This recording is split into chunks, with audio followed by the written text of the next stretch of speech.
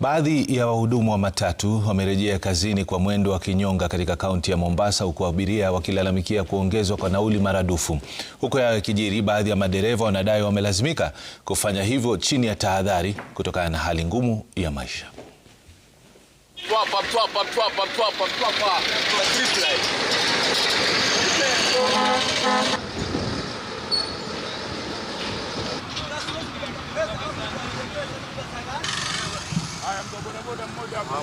Kutoka stage kuanzia hapa paka Kenol, conductor akwambia shilingi ngapi. Ukifika Kenol wakwambia umpatie 300.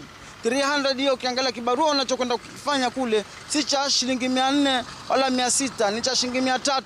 Na hiyo 300 ambayo wataka conductor 200, hakika sisi tutafanya ni kazi gani ikiwa hawa wanajiiba wanasema wanafanya kazi.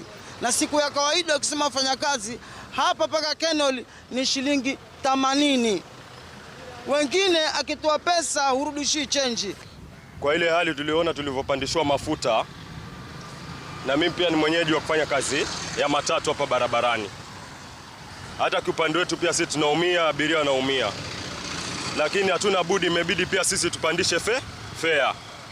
Lakini kama serikali inaweza kutusaidia, watupunguzie mafuta, na kama itaendelea hivyo mafuta akiwa yako juu, mabosi pia mahesabu wayapunguze.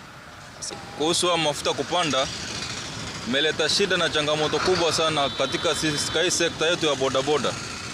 Sababu hata zile bei zenye tulikuwa tunabeba nazo sasa hivi tumeenda kupandisha, makastoma wengi wametoroka, wengi wanatembea. Alafu na kupanda kwa mafuta kumesorotesha watu wengi sasa mpaka hata nifanya katika nyumba zetu hata hatuna amani. Na mgomo iko, lakini tumesema tutokee tuangalie weather. Tuangalie weather kama pesa ya kukula hatuna kitu.